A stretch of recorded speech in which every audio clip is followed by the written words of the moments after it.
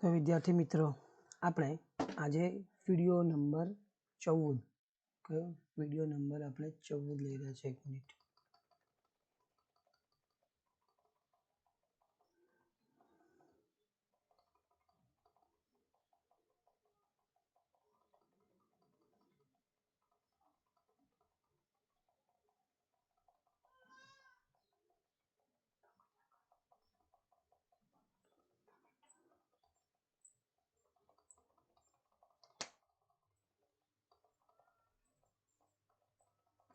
Okay, હવે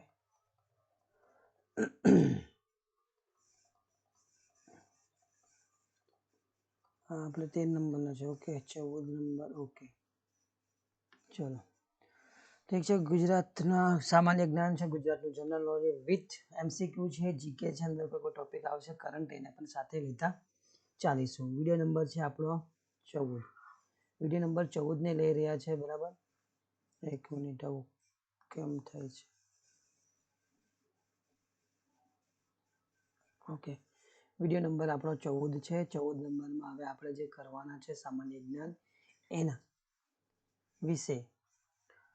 okay, જેને પણ વિડીયો 1 થી 13 ના જોયા તો જરૂરથી જોઈ લેજો. એમાં આપણે ઘણું બધું એવું મૂકેલું છે જે તમારા માટે ખૂબ ઉપયોગી રહેશે. એના 14મા નંબરનો વિડીયો જોતા પહેલા તમે જરૂરથી આ 13 સુધીના જે વિડીયો છે તમારે જોઈ લેવાના રહેશે. નેક્સ્ટ આપણે ચાલુ કરીએ છીએ આજે નવા MCQ સાથે. તો એ છે આપણો પહેલો MCQ છે. ઈસવીસન 1907માં જર્મનીના સ્ટટગાર્ટન શહેરમાં યોજેલ આંતરરાષ્ટ્રીય સમાજવાદી પરિષદમાં ભારતનો તિરંગો 3 રંગોનો તિરંગો રાષ્ટ્રધ્વજ કોણે ફરકાવ્યો હતો? ફરી કહું છું, ઈસવીસન 1907માં જર્મનીના સ્ટટગાર્ટન શહેરમાં યોજાયેલ આંતરરાષ્ટ્રીય સમાજવાદી પરિષદમાં ભારતનો તિરંગો રાષ્ટ્રધ્વજ કોણે ફરકાવ્યો હતો?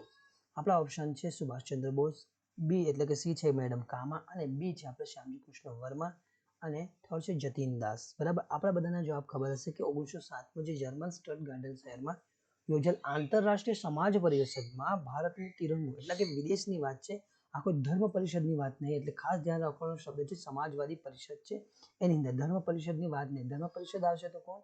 સ્વામી વિવેકાનંદની વાત તમે કરી શકો, પણ અહીંયા કોઈ ઓપ્શન છે નથી. આપે તો ખાસ ધ્યાન રાખવાનું છે.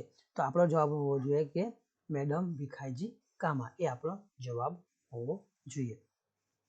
હવે એક પછી એક ઓપ્શન આપણે જેમ કરીએ છીએ બધી રીતે સમજીએ છીએ, પણ આજે આપણે જે 2 ઓપ્શન સમજીશું એ છે મેડમ કામા અને શ્યામજી કૃષ્ણ વર્મા. સુભાષચંદ્ર બોઝને જો સમજીશું તો ઘણો મોટો વિડીયો થઈ જશે, એટલે આપણે સુભાષચંદ્ર બોઝને સ્પેશિયલ વિડીયો સાથે લઈને આવીશું. તો આપણે પહેલા એને સમજીએ કે મેડમ ભીખાઈજી કામા એ ભારતના પ્રથમ ક્રાંતિકારી મહિલા રાષ્ટ્રવાદી પ્રથમ એ સ્વાતંત્ર્ય સેનાની છે, પાછળ કહે છે પારસી છે.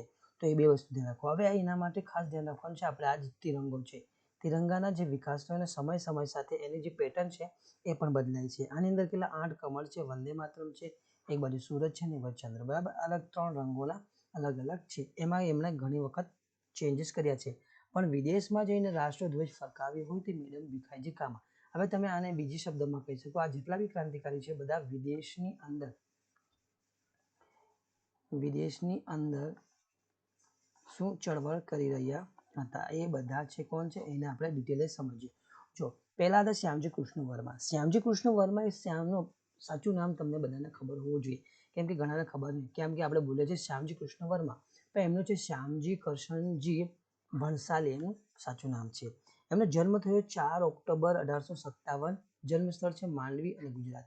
હવે તમને એનો ઇમ્પોર્ટન્સ સમજાય છે ધીરે ધીરે કે આપણા માટે એક્ઝામ માટે શા માટે મહત્વનું છે. કઈ રીતે? જીપીએસસી, સીસી, તમારી એ બધી એક્ઝામ માટે ખૂબ મહત્વના હવે થશે. જો એનું મૃત્યુ એમનું થયું છે 30 માર્ચ 1930 જીનીવા, સ્વિટ્ઝરલેન્ડની અંદર. હવે એ પણ મહત્વનું છે. શા માટે? પત્ની એમના ભાનુમતી છે. ધીરે ધીરે એને સમજાશે. તમે સ્થાપેલ એટલે કે આમના દ્વારા જે સ્થાપાયેલી સંસ્થા હતી 1905માં એમને લંડનમાં the Indian sociologist, Indian home rule society અને ઇન્ડિયા હાઉસ. હવે આ 1905ની સાલ બધા માટે. આજે વિદેશમાં ચળવળ ચાલી રહી હતી ત્યારે જ દેશમાં પણ કઈ હલચલ હતી દેશમાં પણ કોઈક હલચલ હતી, એને આપણે વિસ્તારથી સમજીશું પાછળના વિડીયોમાં. 18 ફેબ્રુઆરી છે 1905માં ભીખાઈજી કામા દાદાભાઈ નવરોજી અને સરદારસિંહ રાણા. મોસ્ટ આઈએમપી છે એ પણ. સરદારસિંહ રાણાની મદદથી શું એમણે ઇન્ડિયન હોમ રૂલ સોસાયટીની સ્થાપના કરી. સોરી, એક મિનિટ.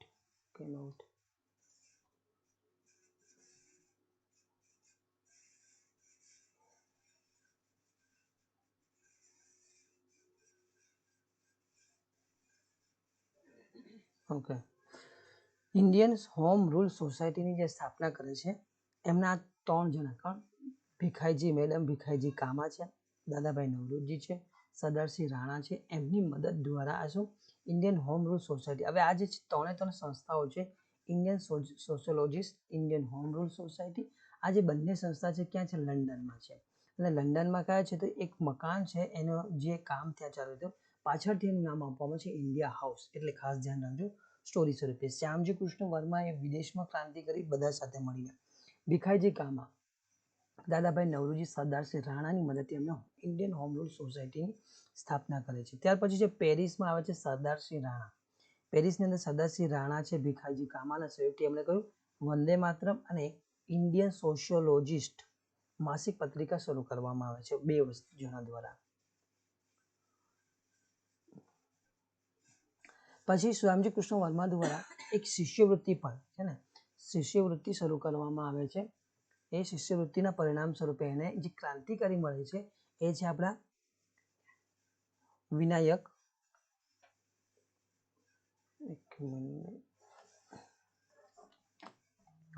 ઓકે, ચલો. શ્યામજી કૃષ્ણ વર્મા મળે છે, આપણને મળે છે વિનાયક દામોદર સાવરકર, મદનલાલ ઢીંગરા, લાલા હરદયાલ, P.N. બાપટ જેવા નેતા મળે છે. બરાબર. એના પરિણામ સ્વરૂપે એવું થાય છે કે મદનલાલ ઢીંગરા છે આ કઈ કોના દ્વારા શિષ્યવૃત્તિ શરૂ કરવામાં આવે છે? શ્યામજી કૃષ્ણ વર્મા દ્વારા. શ્યામજી કૃષ્ણ વર્માની શિષ્યવૃત્તિ મેળવીને બધા વિદેશ જાય છે. ક્યાં? તો લંડન.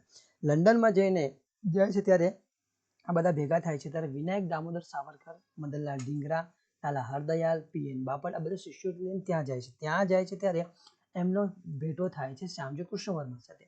શ્યામજી કૃષ્ણ વર્માના જે સંપર્કમાં આવે છે એમનામાં જે બીજ રોપાય છે એમાંનું એક છે બીજ છે આપણે છે એ મહત્વનું જે શરૂઆત થાય છે મદનલાલ ઢીંગરા દ્વારા. મદનલાલ ઢીંગરા બ્રિટિશ અધિકારી છે સર કર્ઝન વાયલીને લંડનમાં હત્યા કરી નાખે છે. અને ત્યાર પછી ધીરે રહીને સમય જેવી પરિસ્થિતિ બગડે છે તેમ વર્માજી દ્વારા શું કરે બ્રિટનથી 1908 અને 1909માં કયું તો આના પહેલું જે કારણ હતું કયું જે હત્યા થઈ. પછી 1908 થી 1909 સુધીમાં આ શ્યામજી કૃષ્ણ વર્મા શું કરે ભારતમાં તેમના ખાસ મિત્રોને રિવોલ્વર અને બોમ્બ આ બનાવવાની રીત દર્શાવતી પુસ્તિકા મોકલી હતી. અને ત્યાર પછી મદનલાલ ઢીંગરા દ્વારા ઘટના બને છે. આ બધી જ પ્રવૃત્તિથી જોખમમાં મુકાતા કોના જે પ્રવૃત્તિ ચાલી રહી હતી લંડનમાં એમાં શ્યામજી કૃષ્ણ વર્માને સમસ્યા થતા એમને પોતાની પત્ની સાથે છોડી જાય છે. 1914માં પેરિસ છોડી જીનીવા જતા રહે છે. આ ક્રાંતિકારીની હવે તમારા મોસ્ટ આઈએમપી ટોપિક છે આપણા ગુજરાતની એક્ઝામ માટે કામ. કેમ કે આ ક્રાંતિકારી જે હતા આ શ્યામજી કૃષ્ણ અને ભાનુમતી એ હતા ક્યાંના જન્મ આપણે કહી ગયા માંડવી કચ્છ બરાબર ગુજરાતના હતા. તો એમને જે અસ્થિ હતી મૃત્યુ પામ્યા પછી જે એમની અસ્થિ હતી 2013માં ભારત એટલે કે ગુજરાતમાં લાવવામાં આવી હતી ને તેમના અસ્થિ વિસર્જન ની પ્રક્રિયા પણ પૂરી કરવામાં આવી હતી. બરાબર. તો એટલા માટે એ ખૂબ મહત્વના થઈ જાય છે આપણે અહીંયા કચ્છમાં લઈને. હવે નેક્સ્ટ ક્વેશ્ચનની વાત કરી લઈએ. ઘટોત્કચ ગુપ્તના અનુગામી તરીકે કોની વરણી થઈ? આ GCERT ની જે બુક છે આપણે એનાની અંદર આપેલું છે. પહેલું જે કયું પાઠ્યપુસ્તક છે આપણો એ આપણને યાદ હોવું જોઈએ કે પુસ્તક હતું 6ઠ્ઠા ધોરણનું આપણું સામાજિક વિજ્ઞાન. એમાં ગુપ્ત યુગ આવેલો છે. એની અંદર બીજી કે ત્રીજી લાઈનમાં ઘટોત્કચ ગુપ્ત અનુગામી તરીકે કોણ છે એનું પૂછવામાં આવેલું છે. ચોપડીમાંથી જ પૂછાયેલો પ્રશ્ન છે. કુમારગુપ્ત આપણો ઓપ્શન હશે. બીજું છે સ્કંદગુપ્ત, ત્રીજો છે સમુદ્રગુપ્ત અને ચોથો છે ચંદ્રગુપ્ત પ્રથમ. અનુગામી અને પુરોગામી આ બે શબ્દ આપણા માટે મહત્વ છે. અનુગામી એટલે જેનું અનુકરણ કરે છે. પુરોગામી એટલે એના પહેલા કોણ હતા તે એના પહેલા. બરાબર. તો આપણે ખાસ ધ્યાન રાખીશું અને આપણો જવાબ છે સ્કંદગુપ્ત. ઘટોત્કચ ગુપ્ત પછી આવે છે અનુગામી એમના આવે છે કોણ આવે છે તો એ જ સ્કંદગુપ્ત. ઘટોત્કચના પહેલા હતા એમના પિતા તો એ વાત એટલે અનુગામી અને પુરોગામી આપણે ખાસ ધ્યાન રાખવાનું છે. હવે એમના વિશે જાણી લઈએ તો એ ગુપ્ત યુગ સ્થાપક છે શ્રી ગુપ્ત. આ ગુપ્ત યુગની શરૂઆત એટલે કે ગુપ્ત સ્થાપનાની જે શરૂઆત થઈ એ થાય છે આપણા સ્થાપક છે શ્રી ગુપ્ત. એમનો સમયગાળો છે એ આપણા માટે મહત્વનો છે 320 થી લઈને 550 એટલે કે ત્રીજી સદી આપણે ગણવાની. આ ગુપ્ત યુગને ભારતનો સુવર્ણ યુગ પણ કહેવામાં આવે છે. એ પણ સાચું. અમે જ્યારે ડિટેલમાં એની વાત કરીશું તો તમને આ વિધાન સમજાશે કે ગુપ્ત યુગને ભારતનો સુવર્ણ યુગ શા માટે કહેવામાં આવે છે. એના સમયમાં જે મહત્વના રાજા થયા એ હતા ચંદ્રગુપ્ત પહેલો, સમુદ્રગુપ્ત ગુપ્ત, ચંદ્રગુપ્ત બીજો, કુમારગુપ્ત પહેલો અને સ્કંદગુપ્ત. હવે આ બધા રાજાઓના લીધે જે એમણે પ્રવૃત્તિ કરી સાંસ્કૃતિક, ધાર્મિક, આ બધી એમની આર્થિકથી લઈને સામાજિક, સાંસ્કૃતિક,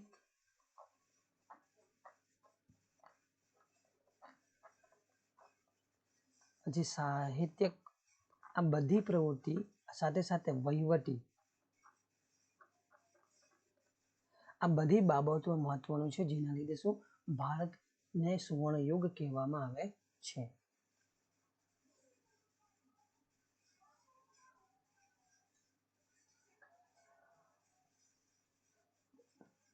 કેમ થાય છે? ઓકે, થોડોક સમસ્યા છે. ઓકે, ઠીક છે. ઓકે, પેન નહીં લઈએ. ચલો હવે શરૂ કરીએ છીએ. બરાબર, તો આ છે એટલે મહત્વના રાજા કયા છે? ચંદ્રગુપ્ત પહેલો, સમુદ્રગુપ્ત, ચંદ્રગુપ્ત બીજો, કુમારગુપ્ત અને સ્કંદગુપ્ત. આ મહત્વના રાજા છે એને આપણે હમણાં ડિટેલમાં કરવાના છે. પહેલા છે આપણે ચંદ્રગુપ્ત પહેલો. આ શ્રીગુપ્તનો પુત્ર છે એટલે કે શ્રીગુપ્ત છે એમનો પુત્ર ચંદ્રગુપ્ત પ્રથમ. ચંદ્રગુપ્ત પ્રથમ ઘટોત્કચ ગુપ્તનો અનુગામી ગણાય છે. શ્રીગુપ્તનો પુત્ર છે એ ઘટોત્કચ અને એ ચંદ્રગુપ્તનો અનુગામી બને છે એટલે કે ઘટોત્કચનો ગુપ્ત, ઘટોત્કચ ગુપ્ત એ કોનો અનુગામી બને છે? ચંદ્રગુપ્તનો. અને ઘટોત્કચ જો કોઈના અનુગામી બનતા હોય તે કોણ છે? શ્રીગુપ્તના. તો ખાસ ધ્યાન રાખવું કે અનુગામી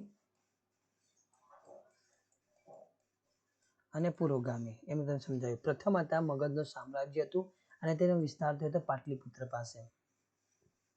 લીછવીની રાજકુમારી સાથે લગ્ન કરે છે, અહીંયા ભૂલ છે બરાબર, લગ્ન કરે છે, અડધો ગ આવશે. લગ્ન કરીને સામ્રાજ્યનો વિસ્તાર કરે છે. આ એક બધાની ટોપિક રહ્યો છે કે લગ્ન પોતાના સામ્રાજ્યનો વિસ્તાર કરતા હોય તો શું કરે છે?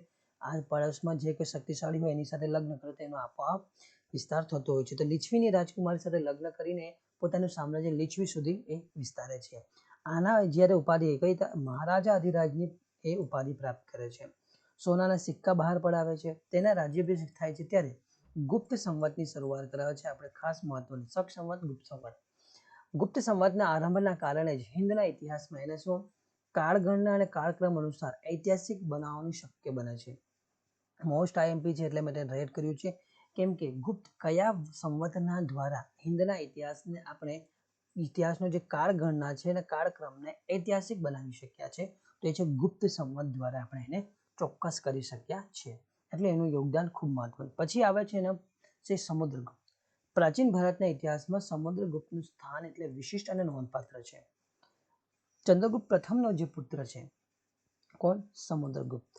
આના વિશેની માહિતી આપણને પ્રયાગરાજનો સ્તંભ લે છે એટલે કે પ્રયાગ પ્રશસ્તિ મળે છે તેનામાં અને એક સિક્કા મળી આવે છે તેનામાં મળે છે. આ પ્રશસ્તિમાં રાજકવિ હર્ષિને રચી છે. આ જે પ્રશસ્તિ છે એની અંદર આપણને કોઈ સમુદ્રગુપ્ત વિશેની માહિતી મળે છે સિક્કા અને પ્રશસ્તિમાંથી. જે આ પ્રશસ્તિ છે એ લખેલી છે રાજકવિ હરિસેન લખી છે. સમુદ્રગુપ્તના દિગ્વિજય અને સાંસ્કૃતિક સિદ્ધિઓનું આ પ્રશસ્તિમાં વર્ણન કરવામાં છે. તેને ખૂબ જ ઓછા સમયે તેને પોતાના ખૂબ ઓછા સમયમાં ઉત્તર ભારતથી લઈને અફઘાનિસ્તાનનો કુષાણ શાસન સુધી એને વિસ્તાર કરેલો હતો. સમજવું હોય તો તમે આ રીતના સમજી શકો છો. એક મિનિટ.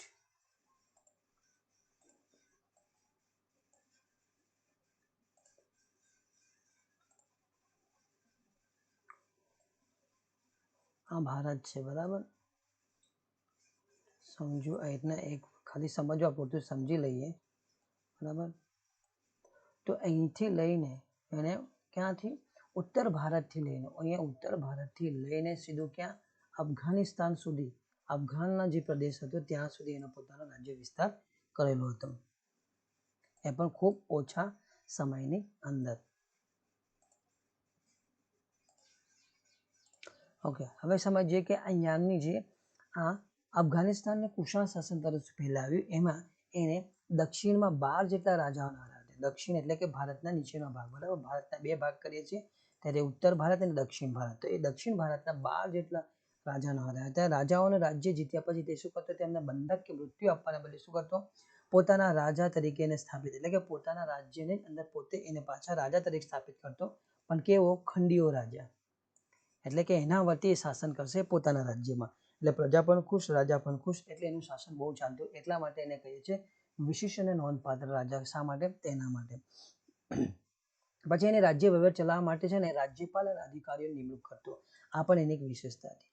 ત્યાર પછી વાત કરીએ ચંદ્રગુપ્ત બીજો, એટલે કે વિક્રમાદિત્ય. સમુદ્રગુપ્તના અવસાન પછી એનો પુત્ર એટલે કે ચંદ્રગુપ્ત બીજો એ વિક્રમાદિત્ય. હવે ચંદ્રગુપ્ત એક હતો, એના દાદા હતા. ચંદ્રગુપ્ત બીજો એના પોતાનો પૌત્ર છે. વિક્રમાદિત્ય ગાદી પર આવે છે અને સૌથી પ્રતાપી રાજા ગણવામાં આવે છે. એને સક્ષત્રપ રાજાઓને સામ્રાજ્ય સુધી વિસ્તાર કરેલો. સક્ષત્રપ તે સમયે ક્યાં હતા? તો ગુજરાતમાં શાસન કરતા હતા. અને એમને શું કર્યું? ગુજરાતના પર આક્રમણ કરીને સક્ષત્રપ રાજાઓને સત્તા પરથી હટાવે છે અને ત્યાં ગુજરાતમાં પણ પોતાનું સામ્રાજ્ય સ્થાપે છે. એટલે કે ગુજરાતમાં તે સમયે ચંદ્રગુપ્ત બીજા એટલે કે વિક્રમાદિત્યનું સામ્રાજ્ય હતું. તેને સકારીને હરાવીને સકારીનું બિરુદ ધારણ કરે છે અને વિક્રમાદિત્યનું બિરુદ ધારણ કરી લે છે. ગુજરાતની વાત કરીએ તો ગુજરાતમાં તે સમયે ભૃગુ કચ્છ એના સામ્રાજ્યમાં સામેલ થઈ ગયું. સ્તંભતીર્થ, ખંભાત એ પણ એના સામ્રાજ્યમાં સામેલ હતું.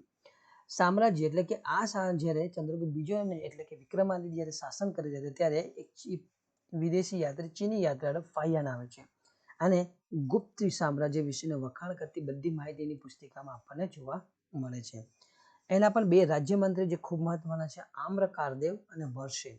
તેના સામ્રાજ્યમાં સંસ્કૃત કવિ કાલિદાસ જેવા રાજકવિ પણ હતા.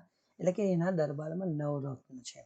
તે કયા નવરત્ન છે? રાજવૈદ્ય ધન્વંતરી, વૈજ્ઞાનિક જોઈએ તો વરાહમિહિર, વૈતાલ ભટ્ટ, અમરકોશના રચયિતા અમરસિંહ એવા એમના દરબારમાં હતા. પછી આવે છે કુમારગુપ્ત પહેલો. ચંદ્રગુપ્ત બીજાનો પુત્ર છે એ કુમારગુપ્ત.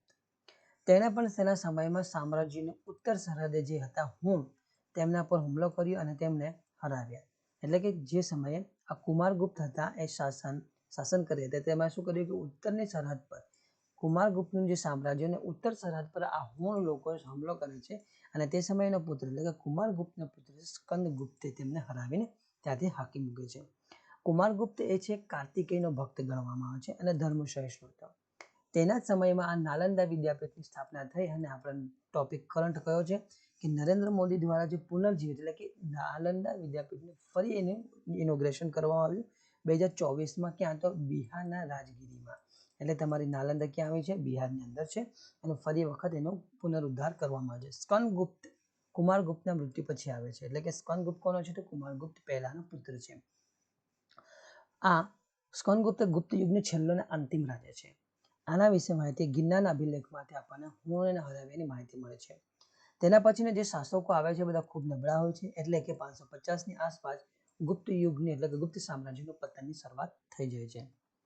તો આ મહત્વની હતી. હવે આપણે નેક્સ્ટ ક્વેશ્ચનની વાત કરીએ તો ભારતમાં આવેલા વિદેશી યાત્રી અબ્દુલ રઝાક કયા દેશનો વતની હતો? આપણો ઓપ્શન છે ઇટલી, સેકન્ડ છે મોરોક્કો, ઈરાન અને ચોથું છે ડચ. બરાબર. જો વિડીયોને તમે ગમી રહ્યો તો લાઇક કરવાનું છે, શેર કરવાનું છે. નવા હોય તો ચેનલને સબસ્ક્રાઇબ કરવાની છે, જેથી કરીને તમને નવા વિડીયો અથવા MCQ આવી જાય તો તમને એની નોટિફિકેશન ઝડપથી મળે. તો આપણો જવાબ શું હોય છે? ઈરાન. હવે ભારતમાં આવેલા વિદેશી યાત્રીઓ ખૂબ મહત્વના છે અને દરેક વખતે પરીક્ષામાં પૂછાતા હોય. આ પણ પરીક્ષામાં પૂછાયેલો જ પ્રશ્ન છે. ભારતમાં આવેલા વિદેશી યાત્રી અબ્દુલ રઝાક એ ક્યાંના છે? ઈરાનનો છે, એટલે ઈરાનિયન છે. તો વિદેશી યાત્રીઓને પણ એક વખત જોઈ લેવા આપણા માટે મહત્વના છે. જે ઇટલીનો હતો એ મનુજ મહત્વનો છે. મનુજ એનો સમયગાળો હતો 1656 થી લઈને 1687. ઔરંગઝેબના સમયમાં એ આવ્યો હતો. મોરોક્કો દેશનો જે હતો ઇબ્ન બતુતા એ ખૂબ મહત્વનો છે, પૂછાઈ ચૂકેલો પ્રશ્ન. ઇબ્ન બતુતા છે એનો સમયગાળો 1233 થી લઈને 1242 છે અને તે સમયે હતા મોહમ્મદ તુગલક. એટલે મોહમ્મદ તુગલક વિશે જો માહિતી હોય તો આપણને ક્યાં અંદાજો કરી શકીએ કે મોરોક્કો, અને એ આપણા ઇબ્ન બતુતા જેની પાસેથી એના વિશે માહિતી મળશે. પછી જે ઈરાનના હતા અબ્દુલ રઝાક, આપણે હમણાં જ પ્રશ્ન પૂછ્યા, 1442 થી લઈ 1443 સુધીનો સમયગાળા સુધી રહ્યો હતો અને તે સમયે વિજયનગરનું સામ્રાજ્ય વિજયનગરમાં હતા સામ્રાજ્ય હતું દેવરાય દ્વિતીયનું. ડચ હતા એ જોન લાયર, એનો સમયગાળો છે 1626 થી 1633 સુધી હતા અને તે સમયે જે શાસન ચાલી રહ્યું હતું તે શાહજહાન હતું. અંગ્રેજ હતા એ રાલ્ફ ફિચ જે અકબરના સમયમાં આવ્યા હતા અને 1585 લઈને 1591 નો સમય એમનો રહ્યો છે. અંગ્રેજ સર ટોમસ રો આ ખૂબ મહત્વનું છે, most IMP. Sir Thomas Roe જહાંગીરના સમયમાં 1615 થી લઈને 1619. કેપ્ટન હોકિન્સ આવે છે, એ પણ અંગ્રેજ છે, પણ ત્યાં સમયે કોણ? જહાંગીર. એટલે કે અહીંયા આપણી પાસે 3 જહાંગીર થાય છે. એક જહાંગીર અહીંયા અને બીજા કે જોન જુર્દા, એ પણ પોર્ટુગીઝના હતા. જહાંગીરના સમયમાં છે 1608 થી 1617. હવે અહીંયા આપણે એક વસ્તુ સમજીએ કે 1600ની વાત જ્યારે પણ આવે તે આપણે શાસનમાં જહાંગીર હોય છે. ને અંગ્રેજ જે વધારે વિદેશી યાત્રી આવ્યા છે, અંગ્રેજ રાલ્ફ ફિચ એ અકબરના સમયમાં આવે છે, અંગ્રેજ સર ટોમસ રો એ આવે છે જહાંગીરના સમયમાં, કેપ્ટન હોકિન્સ આવે છે એ પણ જહાંગીરના સમયમાં, અને એક પોર્ટુગીઝ આવે છે જોન જુદા. 2 અંગ્રેજ છે એ અંગ્રેજ એટલે કે બ્રિટિશર આવે છે, સર ટોમસ રો અને હોકિન્સ. તો આને યાદ રાખવા માટે આ રીતના યાદ રાખ્યું. 16મી સદી એટલે અકબર, અકબર ને પણ જહાંગીર. ચલો હવે વાત કરીએ નેક્સ્ટ ક્વેશ્ચનની વાત કરી લઈએ તો ભાગલા પાડો અને રાજ કરોની નીતિ 1905માં કયા રાજ્ય પર લાગુ કરવામાં? ભાગલા પાડો રાજ કરોની નીતિ 1905માં કયા રાજ્ય પર લાગુ કરવામાં આવી હતી? મેં કહ્યું કે 1905ની સાલને મહત્વની છે એટલે યાદ કરીશું, તો એને સવાલ સાથે યાદ કરીશું એટલે એમસીક્યુ સાથે. આપણો ઓપ્શન છે બંગાળ, બીજો છે મુંબઈ, ત્રીજો ભારત, સુરત. આપણો ઓપ્શનનો જવાબ હશે બંગાળ. બરાબર. ભાગલા પાડો અને રાજ કરોની નીતિ 1905માં એ રાજ કરવામાં એટલે કે બંગાળની અંદર તે સમયે જે મોટા મોટા પ્રાંત હતા એ બંગાળ પ્રાંત હતો, મુંબઈ હતો. બરાબર. તો એ સમયે વાત કરીએ તો બંગભંગ આંદોલન થયું છે. આ ભાગલા પાડો રાજનીતિના લીધે એક બંગભંગ આંદોલન થાય છે, એટલે કે ભાગલા પાડો રાજ કરોની નીતિ આના લીધે આવે છે, એટલે બંગભંગ આંદોલન આ નીતિના કારણે. હવે આ નીતિ કઈ છે? રાષ્ટ્રીય આંદોલનનો સમય હતો. રાષ્ટ્રીય નીતિની જે ભૂમિકા છે એને પૃષ્ઠભૂમિ છે, એટલે કે એની પાછળનું જે કારણ છે રાષ્ટ્રીય આંદોલન. તે સમયે સ્વદેશી આંદોલન પણ ચાલુ થઈ ગયા હતા. રાષ્ટ્રીય આંદોલન સમય એટલે કોમી એકતાને તોડવા આ યોજના ઘડવામાં આવી હતી અને આ આંદોલન મજબૂત ન બને એટલા માટે 1905 એટલે કે 19 જુલાઈ 1905ના રોજ બંગાળમાં ભાગલા કરવાનું નક્કી કરવામાં આવે છે. એના પાછળ કારણ આપવામાં છે કે પ્રદેશ ઘણો મોટો છે એટલે એને વહીવટી સરળતા માટે એને શું ભાગલા કરવામાં આવે છે. પણ આ ભાગલા એવી રીતના કરવામાં આવ્યા કે જેના લીધે આ બંગભંગ આંદોલન થાય છે. તો એ ભાગલા કરનાર હતા લોર્ડ કર્ઝન. લોર્ડ કર્ઝને એવું વિચાર્યું કે 2 ભાગ કરીએ, એમાં પૂર્વ ભાગ છે મુસ્લિમ બહુલ છે એટલે પૂર્વ બંગાળ, અને પશ્ચિમ બંગાળ એટલે કે જ્યાં હિન્દુ બાહુલ્ય છે. તો હિન્દુ મુસ્લિમને અલગ કરવા, કેમ કે કોમી એકતા હતું, એ કોમી એકતાને તોડવા માટે એમણે શું કર્યું કે બે બંગાળ બન્યા, પૂર્વ બંગાળ અને પશ્ચિમ બંગાળ. પૂર્વ બંગાળમાં મુસ્લિમ બાહુલ્ય સંખ્યા છે ને આપણે બાંગ્લાદેશ આપણે આજે ઓળખીએ છીએ. પશ્ચિમ બંગાળ જેને આપણે પશ્ચિમ બંગાળ તરીકે જે ઓળખીએ છીએ એ હિન્દુ બાહુલ સંખ્યા હતી. આનામાં 2 ઘટના મહત્વની બને છે જે આપણે યાદ રાખવાની છે. કન્ફ્યુઝ થશે એટલે ઘટના 1 અને ઘટના 2. આના લીધે જે બને છે કે તે દિવસે એટલે કે બંગભંગ એટલે કે બંગલાના 2 ભાગ પડવાનું નક્કી કરવામાં આવે છે તે દિવસે શરૂઆત થાય છે. ભાગલા પાડવાની જ્યારે અનાઉન્સ કરવામાં આવે છે તે દિવસે શોક દિન તરીકે ઉજવવાની અને હડતાલ પાડવાની શરૂઆત કરવામાં આવે છે. અને આ જે વિદ્રોહ આંદોલનનું નેતૃત્વ કરે છે સુરેન્દ્રનાથ બેનર્જી કરે છે. ઘટના બીજી છે, ઘટના બીજી તે દિવસે થાય છે રવિન્દ્રનાથ ટાગોરેના સૂચનથી તે દિવસને એકતા દિવસ તરીકે ઉજવવાનું નક્કી કરવામાં આવે છે. કેમ? આમાં એક ખાસ પેટર્ન અપનાવવામાં છે કે હિન્દુ અને મુસ્લિમ કોમના લોકો માટે એકબીજાના હાથમાં રાખડી બાંધીને કોમી એકતાનો પરિચય આપવા માટે આ ટાગોરે એમને સૂચન કર્યું. અને ટાગોરે આમાં અમાર સોનાર બાંગ્લા ગીત ગાયું, જે કોનું બાંગ્લાદેશનું રાષ્ટ્રીય ગીત તરીકે આજે પણ જાણીતું છે. તો આ મહત્વની 2 ઘટનાઓ છે જે બંને વિરુદ્ધ દિશા, એક શોક દિન છે અને એક એકતા દિવસ છે. બંને રીતે એને સમજવાનો પ્રયત્ન થવો જોઈએ. હવે જોઈએ આગળ કે 1905માં જે કેટલી મોટી ઘટના એટલે કે સ્વદેશી આંદોલન. બરાબર. સ્વદેશી આંદોલનની અંદર વિદેશી કાપડની હોડી, સ્વદેશી એટલે કે વિદ્યાલયો બનાવવા અને નોકરી છોડવી, એટલે કે કોઈ અસહકાર આંદોલન પણ સાથે ચાલશે. નોબેલ પુરસ્કાર પણ આ 1905માં પ્રથમ આપવામાં આવ્યો. શરૂઆત એની સ્વીડિશ પારિતોષિક છે, એની શરૂઆત 1895માં કરવામાં આવી હતી, પણ પ્રથમ નોબેલ પુરસ્કાર એ 1901માં આપવામાં આવે છે. કયા કયા ક્ષેત્રમાં? તો શાંતિ, ભૌતિક શાસ્ત્ર, રસાયણશાસ્ત્ર, સાહિત્ય, અર્થશાસ્ત્ર. અર્થશાસ્ત્રમાં 1969માં આપવાની શરૂઆત થઈ, બાકીના પહેલા શરીર વિજ્ઞાન 6માં પહેલા અપાતું હતું. હવે એ મહત્વનું છે કે આમાં ભારતીય કયા હતા, પ્રથમ ભારતીય એટલે પુરસ્કાર મળે પ્રથમ ભારતીય એ રવિન્દ્રનાથ ટાગોર છે અને સાહિત્ય ક્ષેત્રે આપવામાં 1913માં. કયું તો ગીતાંજલિ કૃતિ માટે આપવામાં આવેલું છે.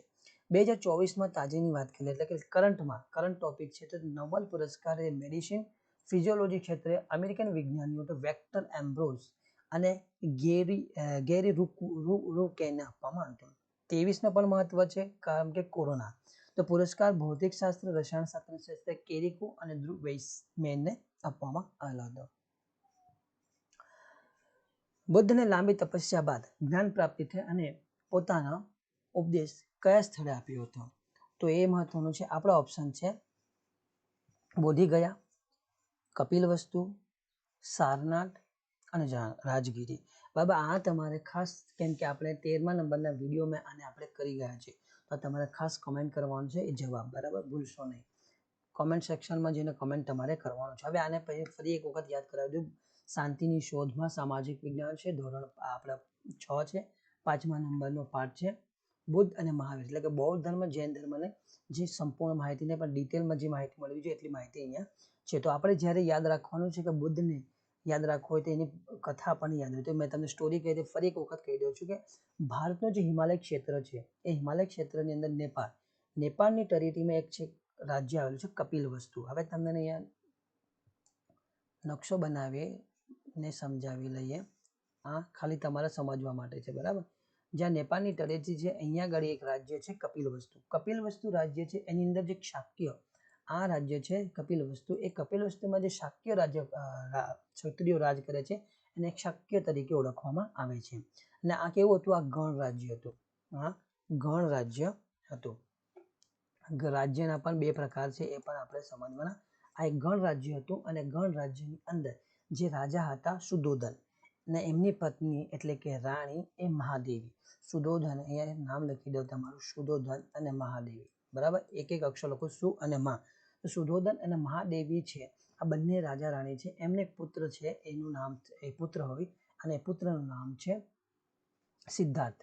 પુત્રનું નામ છે સિદ્ધાર્થ, બરાબર. તો એ ખાસ ધ્યાન રાખવાનું. આ સિદ્ધાર્થ ને જ્યારે માતા મહાદેવી કોઈ કારણસર મરી જાય તો કે મૃત્યુ પામે છે ત્યારે એની પાલક પાલતા બને છે મહાપ્રજાપતિ.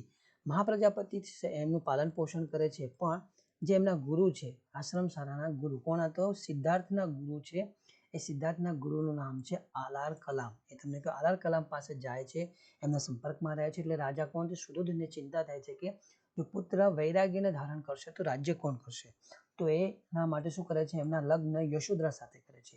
અને આ સિદ્ધાર્થ અને યશોધરા જેવા લગ્ન થાય છે, આ સિદ્ધાર્થ અને યશોધરાનો પુત્ર થાય છે રાહુલ. આ રાહુલ પુત્ર થાય છે. પછી તમને કહ્યું તેમ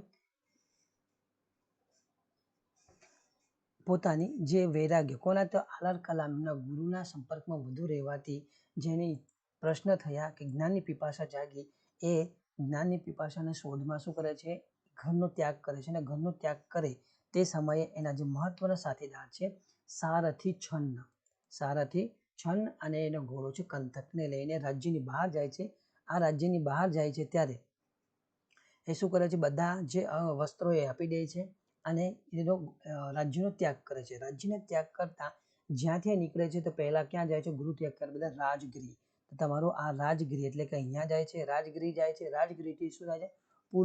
પુરુવેલાથી જાય છે ત્યારે એમને બ્રાહ્મણ મિત્ર મળે છે. આ બ્રાહ્મણ સાથે તપસ્યા કરવાનો પ્રયત્ન તો કરે છે, પણ એને પોતાની જે જ્ઞાનની પીપાસા છે એટલે કે જે સમજ જોઈએ છે એ મળતું નથી. તે શું કરે છે? નિરાશ થઈને આગળ વધી જાય છે. આગળ વધે છે ત્યારે એ જાય છે બોધિગયા. અહીંયા બોધિગયા જાય છે. ક્યાં બોધિગયા જાય છે? એ બિહારમાં આવેલું હાલમાં ગયા એની અંદર છે, ત્યાં જાય છે અને પીપળાના વૃક્ષ નીચે બેસે છે અને સાધના શરૂ કરે છે. લાંબા સમયને જે જ્ઞાનની પ્રાપ્તિ થાય છે પીપળાના વૃક્ષ નીચે, તે સમયે હતો વૈશાખ પૂર્ણિમાનો દિવસ. એટલે એમને બુદ્ધ એટલે કે જાગૃત કે જ્ઞાનની અવસ્થા એને પ્રાપ્ત થાય છે અને એ સિદ્ધાર્થ શું બની જાય છે?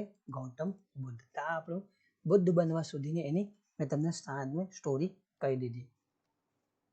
ત્યાર પછીની વાત કરી લઈએ. એક મિનિટ, આપણે એને ઇરેઝ કરી દઈએ.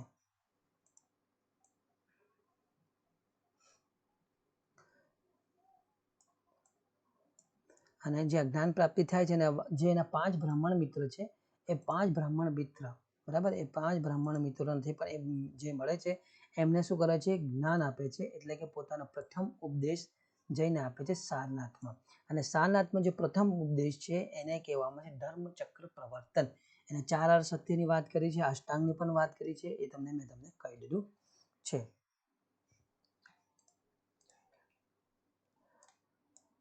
ઓકે નેક્સ્ટ વાત કરી લે અલાઉદ્દીન ખિલજી દ્વારા બાંધવામાં આવેલ અલાઉદ્દીન ખિલજી દ્વારા બંધાવવામાં આવેલ અલાઈ દરવાજા નીચેના પૈકી કયા દક્ષિણ બાજુનો મુખ્ય દ્વાર છે બરાબર આપણે ઇતિહાસમાં જઈ રહ્યા છે અલાઉદ્દીન ખિલજી દ્વારા બંધાવવામાં અલાઈ દરવાજા ખાસ યાદ રાખજો અલાઈ દરવાજા નીચેના પૈકી કોણે દક્ષિણ બાજુનો મુખ્ય દ્વારે દરવાજો છે તો કુતુબ મિનાર બીજો છે ઇલાયુમ ઈસનો ગુંબજ કુવાતુલ ઇસ્લામ મસ્જિદ અને ઉપરોક્તમાંથી કોઈ આપણો જવાબ છે કુવાતુલ ઇસ્લામ મસ્જિદ બરાબર એને અલાઉદ્દીન જે બંધાવ્યું અલાઈ દરવાજો એના પૈકીનો એ દક્ષિણ બાજુ જે મુખ્ય દરવાજો છે એને કહેવાય છે કુવાતુલ ઇસ્લામ મસ્જિદ પૂછાયેલો પ્રશ્ન છે પછી થાનેશ્વર એટલે વર્તમાનનો કયો વિસ્તાર કરંટનો ટોપિક છે પંજાબ હરિયાણા સેકન્ડ છે બિહાર થર્ડ છે ઉત્તર પ્રદેશ ઉપર માર્કથી કોઈ નહીં બરાબર એટલે હાલનો પંજાબ હરિયાણા એટલે થાનેશ્વરનો હાલનો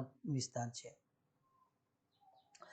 હિન્દને વહેલામાં વહેલું સ્વશાસન આપવાની અને નવા હિન્દ સંઘની રચના કરવાની ભલામણ કયા કમિશન દ્વારા કરવામાં આવી હતી મોસ્ટ આઈએમપી કમિશનો ભણવાના છે આપણે ક્રિપ્સ મિશન છે સેકન્ડ આપણો ઓપ્શન છે સાયમન કમિશન છે કેબિનેટ મિશન છે અને ઓગસ્ટ મિશન છે બરાબર આપણે જો કે હિન્દને વહેલામાં વહેલું કે સ્વશાસન આપવાનું નવા હિન્દ સંઘની રચના કરવાની ભલામણ કયા કમિશન દ્વારા કરી આ બધા કમિશન આપણને ખબર હોય તો આપણે જરૂરથી કોઈ એક ટોપિક હોય એટલે કે એક ઓપ્શન પર પહોંચી શકીએ જો ના હોય તો આપણે એના પર પહોંચી શકવાનું એટલે કે આવા પ્રશ્નનો જવાબ તમે આપવામાં નિષ્ફળ રહી શકો 100%. તો ચાલો જવાબ શું હશે ક્રિપ્સ મિશન હિન્દને વહેલામાં વહેલું સ્વશાસન આપવાની નવી હિન્દ સંઘની રચના કરવાની ભલામણ આ ક્રિપ્સ મિશન દ્વારા કરવામાં આવી હતી હવે કેબિનેટ મિશન છે સાયમન કમિશન છે ઓગસ્ટ મિશન છે એમ આપણે કેબિનેટ મિશન અને સાયમન કમિશનને સમજવાના પછી સમજીશું પણ બીજા વિડીયોમાં પણ પહેલા બાકીના મિશન એટલે ક્રિપ્સ મિશન અને ઓગસ્ટ મિશન સમજવો જરૂરી છે ચલો તો એને સમજીએ ક્રિપ્સ મિશન આ ક્રિપ્સ મિશન જે સમય હતું એ બીજું વિશ્વયુદ્ધ ચાલી રહ્યું હતું તે સમયે છે બનાવવામાં ભારતના લોકોનું સમર્થન મળ્યા કયું કારણ તો ભારતના લોકોનું સમર્થન જો બીજા વિશ્વયુદ્ધ ચાલી રહ્યું હોય તો એ ઇંગ્લેન્ડ સરકાર કયું સ્ટેનફોર્ડ ક્રિપ્સ નામના જે વાઇસરોય છે એમને મોકલે છે ભારત કઈ દરખાસ્ત લઈને તો ક્રિપ્સ મિશનની જે દરખાસ્ત એ લઈને હવે દરખાસ્તમાં શું શું હતું એટલે કે સંસ્થાકીય સ્વરાજ્યની પ્રાપ્તિ અહીંયા જોજો સૈદ્ધાંતિક અને સંસ્થાકીય બે શબ્દ હંમેશા પ્રયોગ થતા હોય છે સંસ્થાકીય સ્વરાજ્યની પ્રાપ્તિ એટલે કે સંસ્થાઓ સ્વરાજ્ય છે આખો દેશ નહીં બીજું છે બંધારણ સભાની રચના કરવાની છૂટ આપવામાં આવશે ન સ્વીકારે જો કોઈ બંધારણ ન સ્વીકારે બંધારણને નવું બંધારણ રચવાય એટલે કે આ બંધારણ બન્યા પછી સ્વીકાર એટલે બંધારણ સભા રચાય બંધારણ બને અને ન સ્વીકારાય તો બીજું બંધારણ નવા રચવા માટેની છૂટછાટ રહેશે ત્રીજું કે દેશી રાજ્ય માટે પણ બંધારણ ન સ્વીકારવાની છૂટ રહેશે એટલે કે આ બંધારણ દેશી રાજ્ય ન સ્વીકારે ચાલે એટલે કે તે સમયે મેં તમને નેક્સ્ટ પહેલાના જે વિડીયો હતા એમાં કહ્યું હતું કે 566 રાજ્યો છે એમાંથી રજવાડા હતા એમાંથી 366 તો એમાં માત્ર ગુજરાતના છે એમાં બી રાજકોટના 263 તો એ વસ્તુ એટલે કે નાના નાના રજવાડાઓને જો બંધારણ ન સ્વીકારતા એની છૂટ હતી નવું બંધારણ ન સ્વીકારે તો ત્યાં સુધી બ્રિટનની જવાબદારી રહેશે કે જો બધી જગ્યાએ અહીંયા લીગ કોઈ તો મુસ્લિમ લીગ પછી નાના રજવાડા બધાને પોતપોતાનો બંધારણનો હક હશે જો એમાંથી કોઈ પણ એક વીટો કરી દે તો શું થશે આ બધી એની છે બંધારણની સભાની રચનાની જે બંધારણની જે માંગ હતી બધી અસ્વીકાર્ય થઈ જશે અને પાછું કોણ બ્રિટિશ તો બ્રિટિશરોએ શું સૂઝબૂઝ સાથે પોતાની જે દરખાસ્તો મૂકી હતી પછી પરોક્ષ રીતે આની અંદર જે મુસ્લિમ લીગની માંગ ને પાકિસ્તાન રચનાનો આભાસ થતો એટલે કે જે કોંગ્રેસે જે આ રીતે અધ્યયન કર્યું એમાં એવું લાગતું હતું કે ભાઈ આ મુસ્લિમ લીગની જે માંગ હતી કે નવા પાકિસ્તાનનો પોતાનો પ્રદેશ આપે તો એની માંગનો અહીંયા સ્વીકાર થયો હોય એવું કોંગ્રેસને લાગતું હતું એટલે એને શું કર્યું આ દરખાસ્તને અસ્વીકાર કરે છે એ જ રીતના મુસ્લિમ લીગને પણ આ સ્પષ્ટ જોઈતું હતું કે તમે અહીંયા સ્પષ્ટ પાકિસ્તાનને અમારો ઉલ્લેખ કરો તો અમે તમારી સાથે એટલે તમારી જે વાતને છે સહમતિ એટલે કે કમિશનની જે દરખાસ્ત એમાં સહમતિ આપીશું પણ એમને પણ સ્પષ્ટ ન થતા એમણે પણ એ માંગને અસ્વીકાર કરી. પછી આ બાબતને આ બધી જ બાબતોનું અધ્યયન કરીને નવા વિદ્વાનો હતા એમાંથી એક હતા ગાંધીજી. ગાંધીજી એને શું કહ્યું, મહાત્મા ગાંધી દ્વારા દરખાસ્તને પોસ્ટ ડેટેડ ચેક રાખવાની વાત કરી. હવે નેક્સ્ટ છે ઓગસ્ટ પ્રસ્તાવ. ઓગસ્ટ પ્રસ્તાવ પણ આ છે આપણા ક્રિપ્સ મિશનની જેવી દરખાસ્ત છે એના સેમ જ છે. કેમ કે આ જ્યારે બને છે 8 ઓગસ્ટ 1940ના રોજ બ્રિટન, કેમ કે એ બ્રિટન તે સમયે બીજા વિશ્વયુદ્ધમાં સામેલ હતું. આમાં જે ભારતમાં વાઇસરોય આવ્યા છે લોર્ડ લિન્થગો, ખાસ મહત્વના લોર્ડ લિન્થગો એ સિમલામાં ઓગસ્ટ પ્રસ્તાવ મૂકે છે. આમાં વાઇસરોયની જે એક્ઝિક્યુટિવ કાઉન્સિલ છે એમાં વધુમાં વધુ ભારતીયને સ્થાન આપવામાં આવશે. એટલે કે આની જે કમિશન એક્ઝિક્યુટિવ કમિટી હશે, કાઉન્સિલ હશે, એમાં વધારે ભારતીયોને સ્થાન આપવા પણ શક્તિ કોની પાસે તો વાઇસરોય પાસે. સલાહકાર યુદ્ધ પરિષદની સ્થાપના કરવામાં આવશે. મુસ્લિમ લીગ કે લઘુમતી અભિપ્રાયને સંપૂર્ણ મહત્વ એટલે કે નવું પાકિસ્તાનને સમર્થન આપવામાં આવશે. યુદ્ધ પૂર્ણ થયા પછી જો ભારત પોતાનું બંધારણ બનાવવાની છૂટ આપવામાં આવશે.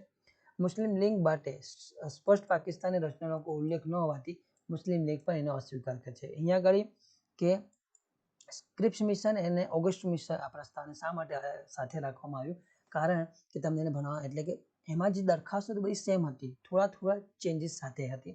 તો એના માટે આમાં એક છે કે સલાહકાર યુદ્ધ પરિષદ બનાવવાનું, પછી મુસ્લિમ લીગ લઘુમતીના અભિપ્રાય સંપૂર્ણ મહત્વનો છે. એટલે એક જણો વીટો કરે તે દરખાસ્ત આપોઆપ બધી પૂરી થઈ જતી. યુદ્ધ પૂર્ણ થયા પછી ભારતને પોતાનું બંધારણની છૂટ હશે. મુસ્લિમ લીગને સ્પષ્ટ જોઈતું હતું કે તમે પાકિસ્તાન અમને બનાવીને આપો, અને કોંગ્રેસને એવું કે પાકિસ્તાનની માંગણી સ્વીકારવામાં આવશે નહીં. પરોક્ષ રીતે જોઈએ તો મુસ્લિમ લીગની માંગ એ પાકિસ્તાન રચનાનો આભાસ થતો હોવાથી કોંગ્રેસ એનો સ્વીકાર કરે છે. એટલે ક્રિપ્સ મિશન અને ઓગસ્ટ પ્રસ્તાવમાં મોટા ભાગે સેમ છે, પણ એનો ઉદ્દેશ્ય ખાલી બનાવવાનો, કમિશન બનાવી જુદા જુદા એને મોકલવાનો અને એને વધુમાં વધુ કોણ તો બ્રિટિશને ફાયદો થાય દીધા. કેમ કે આનો જે શરત હતી કે ઓગસ્ટ પ્રસ્તાવ તમારે બીજા વિશ્વયુદ્ધની અંદર પોતાનું સમર્થન આપવું પડશે ભારતના લોકોએ. એટલે બધા જ એના પક્ષોએ શું કરવું પડશે, સમર્થન આપવું પડશે કે ભારત બ્રિટન સાથે અમે બીજા વિશ્વયુદ્ધમાં અમે સામેલ છીએ. તો આ તો આપણા અંતિમ સવાલ જેટલા કરી રહ્યા છે. જરૂરથી વિડીયો તમને ગમ્યો હશે. થોડીક સમસ્યા આવી હોય તો માફ કરજો. અને ચેનલ ગમી હોય તો વિડીયો ગમી રહ્યો તો લાઇક કરવાનું છે, શેર કરવાનું છે. નવા હોય તો આપણે ચેનલને તમારે શું સબસ્ક્રાઇબ કરવાનું છે, બેલ આઇકોન ઓન કરવાનું છે, એવું